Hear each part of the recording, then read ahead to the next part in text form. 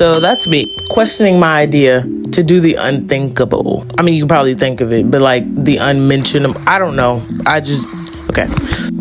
Most people choose fabrics. I choose chaos. I take weird things and turn them into wearable fashion. Are they all functional? Probably not, but do they all look cool? I think that's debatable. Today the object is this soccer ball. So let's dive in.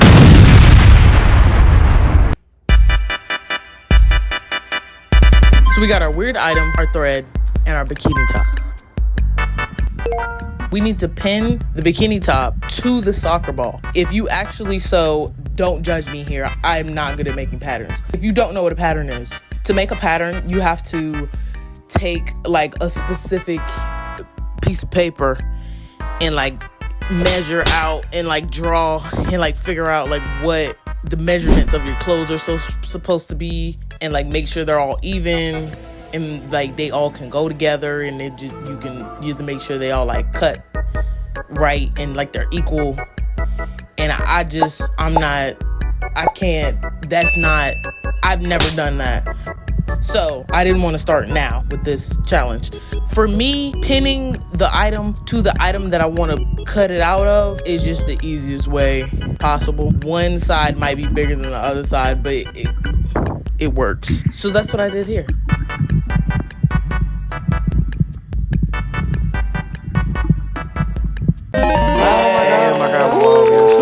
Oh my God. Yeah, I know. Thank you for your kindness. Our next step is to cut out the pattern that we just pinned, which in my head, I thought was going to be a little bit easier because like scissors are sharp and like they're heavy. So like I should be able to get through this and cut it correctly, easily. It was none of those things. It was really difficult.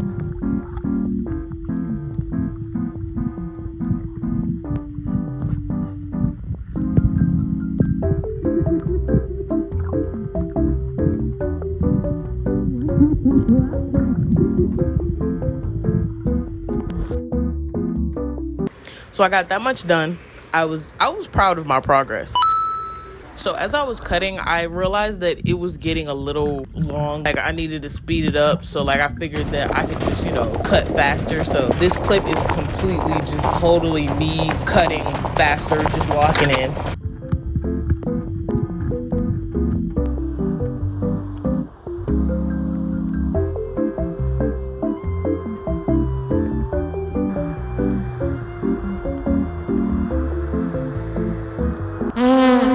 Thought that you deserved to see a thumbs up because I was proud and I thought that you were gonna be proud.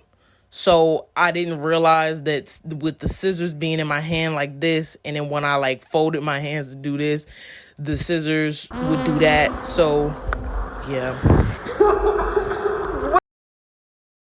Like after that clip, I dove in. I have my diving gear on, so like why wouldn't I? I totally 100% dove in with my scuba gear and picked that up with my hand. I did not account for any time, so after I finished that pattern, I used the same pattern, held it to the soccer ball from the inside and the outside, cut around that. It's a little uneven, but I had to do what I had to do, and I only had an hour at this point, and I have not even threaded the needle. Next, I needed to thread the needle, which took me not 1 or 2 or 3.5 times just to grab the thread. So I thought that using one of these tools would be of great assistance. It did not. I have no clue at all what this tool's name is. I'm gonna put it here. I'll learn.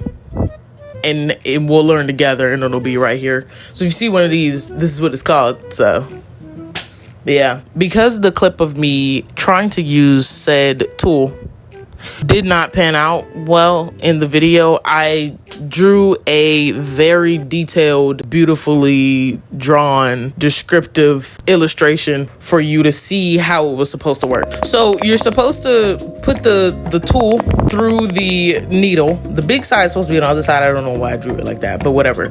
So the big side is what you're supposed to put the needle through, and then you pull said tool through and it should thread the needle for you. And you should get something like this. Ta-da, okay. However, that did not happen for me.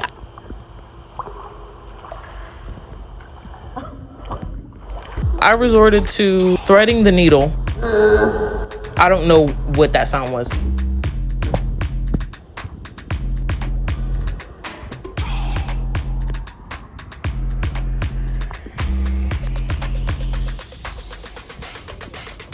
I finally got the needle through and made another sound. I don't know what these sounds were. I guess that one was a celebratory sound. I don't really know. But again, another violating clip. This is not gonna work. This is not gonna work. So the next step is knotting the thread. Another thing that is fairly easy with gravity above water, and because the soccer ball is so thick, I have to knot it like 5 times in order for it to be a thick enough knot that it won't pull through the other side, if that makes sense. So when I finally did that, I was able to start sewing.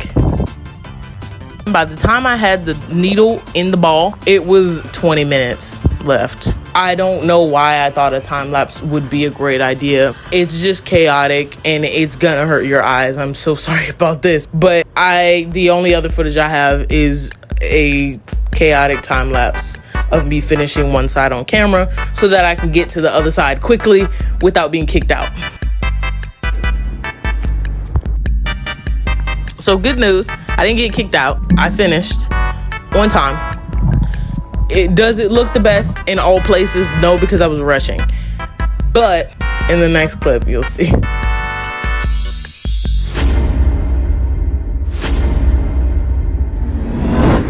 Whoop-de-doo, we beat them. We go forward. Doug is right. We move forward. The left side is a $6 ball from Walmart, and the right side is the original ball.